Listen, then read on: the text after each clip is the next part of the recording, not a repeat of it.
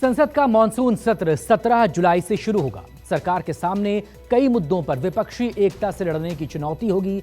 सबसे खास इस बार संसद में दिल्ली के अध्यादेश को लेकर हंगामे के आसार हैं। वहीं विपक्ष मणिपुर और महंगाई समेत तमाम मुद्दों पर सरकार को घेरने की कोशिश करेगा। संसद का मानसून सत्र 17 जुलाई से शुरू होने की संभावना है। सूत्रों के मुताबिक संसद के सत्र के कुछ दिन नए संसद भवन में होने की भी संभावना है। नए संसद भवन का 28 मई को शिलान्यास हुआ था और विपक्ष की 20 से अधिक पार्टियों ने इसका बहिष्कार किया था। अब पहली बार सभी विपक्षी सांसद नए सदन में जाएंगे और सरकार को घेरने की कोशिश करेंगे। संसद के सत्र की तारीखों की आधिकारिक घोषणा अभी होनी बाकी है, लेकिन ये 17 जुलाई से शुरू होकर अगस्त के पहले सप्ताह तक चलेगा।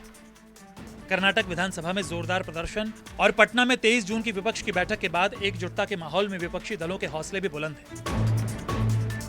वहीं दिल्ली को लेकर केंद्र सरकार के अध्यादेश के मामले पर आम आदमी पार्टी ने लामबंदी भी की है, लेकिन कांग्रेस को वो अभी तक अपने पाले में नहीं ला पाई है। वहीं सत्ता पक्ष के नेताओं का दावा है कि संसद में दिल्ली का अध्यादेश आराम से पास हो जाएगा।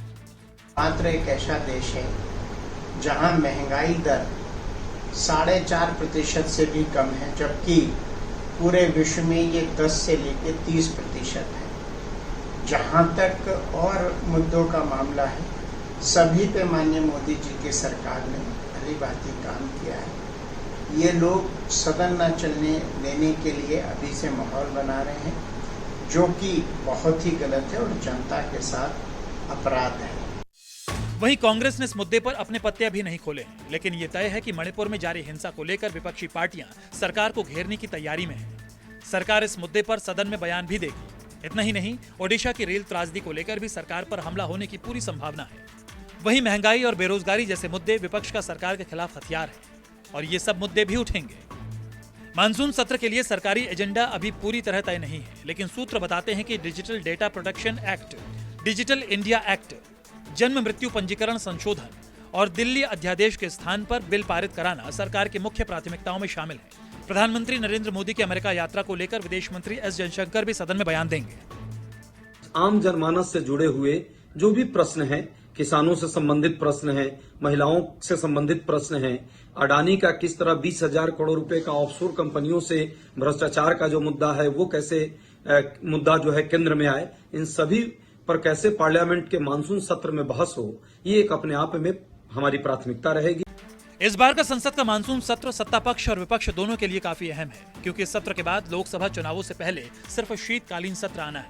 ऐसे में विपक्ष इन सत्रों के जरिए अपने मुद्दों को चुनावी एजेंडे के तौर पर बदलने की कोशिश करेगी। वहीं सत्ता पक्ष इस सत्र का लाभ उठाने की कोशिश करते हुए खुद को विकासवादी और विपक्ष को विकास और जनतंत्र विरोधी साबित कर चुनावों में इसका लाभ लेना चाहेगी।